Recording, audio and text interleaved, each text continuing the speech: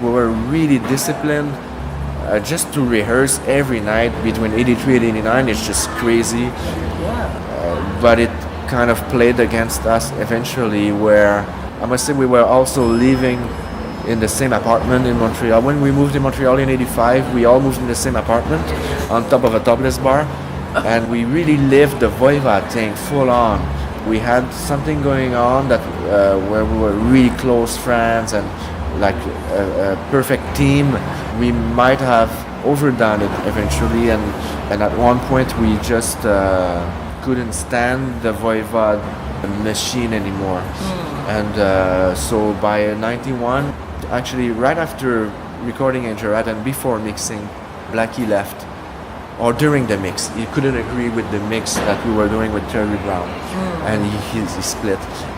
I think that maybe the intensity of the Voivod adventure of the 80s gave great albums.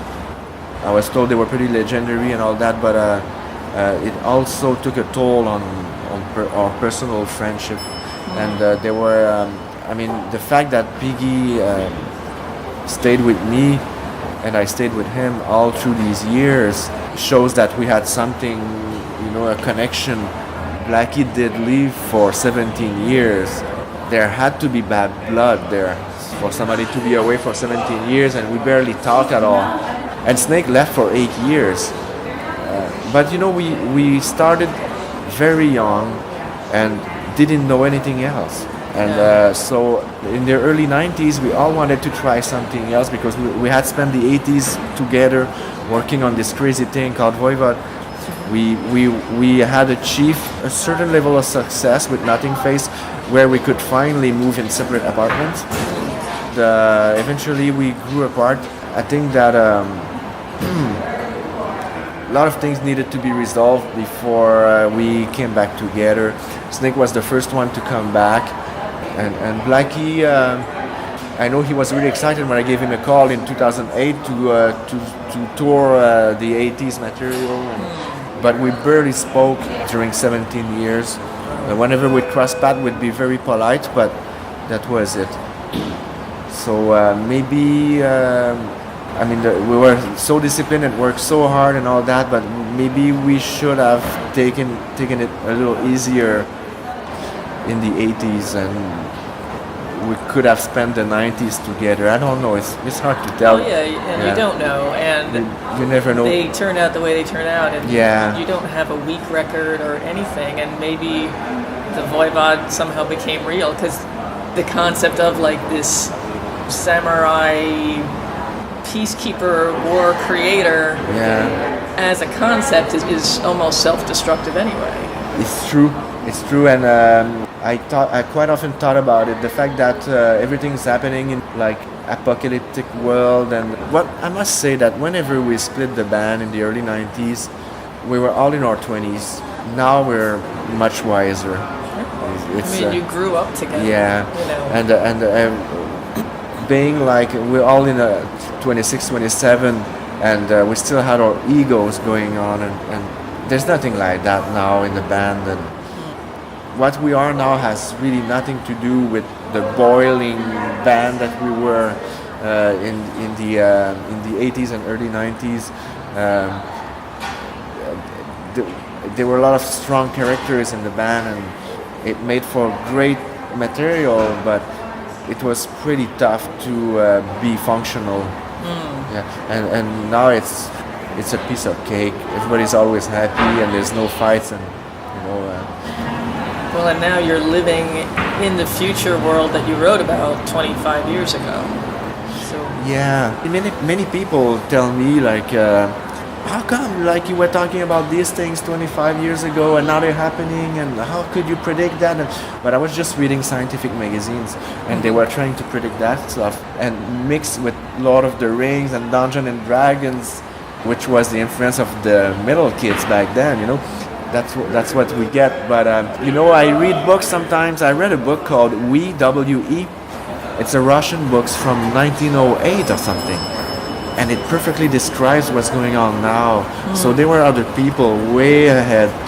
There were people predicting that stuff 100 years ago. So Especially if one of your sources is really science. I mean, science has a certain amount of fact-based. Exactly. Before they say that something's going to happen, they pretty much predict it based on a certain amount of information. Yeah, because sometimes, like, let's say the giant particle accelerator that broke down a couple of years ago as soon as they started it is the thing they were talking about in scientific magazines when I wrote the concept for dimension hatteras. So it takes about 15 to 20 years to achieve things in the scientific world when it's crazy stuff like nuclear physics.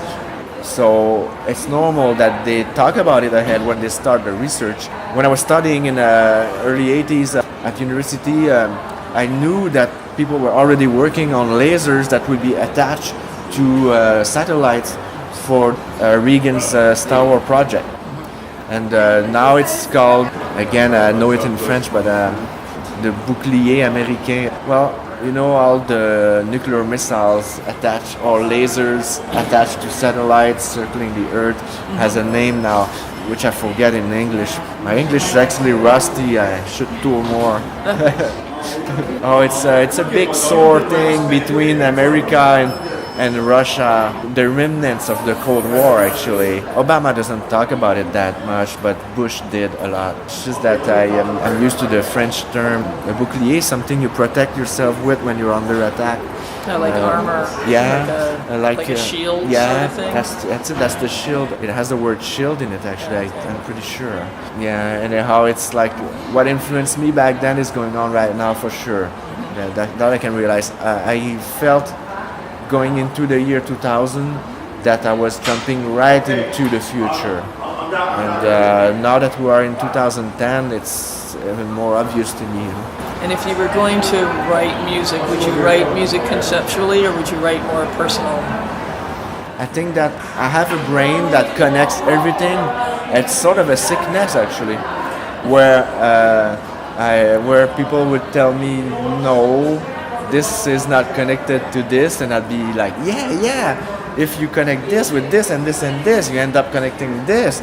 And it's just the way I work, and so I always connected my drawings to small writings, legends under the drawing, and if I'd have to write music, it would be connected to art that I do and stories in my mind, that's for sure. And whenever I see an object to me has a life of its own and can be animated. It's actually why I studied 3D animation eventually. And whenever I was studying animation, one of the tutorial was we had to build a 3D lamp, and I turned it into a 3D flying saucer for Negatron, and so on. So I connect things all the time, and I can't help it. That's great. That's what makes you this amazing source of Voivod. Yeah, but it makes for active brain, though. Well, I think at a certain point, an overactive brain is probably much more preferable to than an underactive brain. I always thought it was great, but I suffered from insomnia. I was just going to ask you that. Yeah. And sometimes at the end of the 90s, I found the switch off. It just happened. For the first time, I was able to, because I couldn't sleep from when I was a very young kid to, let's say 1990. I had to do it because after the accident in Germany in '98, I just couldn't sleep at all. At the end of '99, I found a way to. It was actually pretty easy. It's just that I had never thought about it before. I was lying awake at 5 a.m. and I thought, why am I here thinking about my past problems and future problems when I have the whole day tomorrow to think about it? And I fell asleep. So that's really the trick. It was that easy, but I had never thought about it. And so whenever I go to sleep, I'm a very, very anxious person. I just think, okay, I'll worry about that later tomorrow when I wake up, because I have the whole day to worry about it. And it really works. And all of a sudden, I started relaxing. And now I don't suffer from insomnia anymore for the past 10 years or more. which is great. So insomnia sufferers listen to that. I was actually becoming a vampire for real.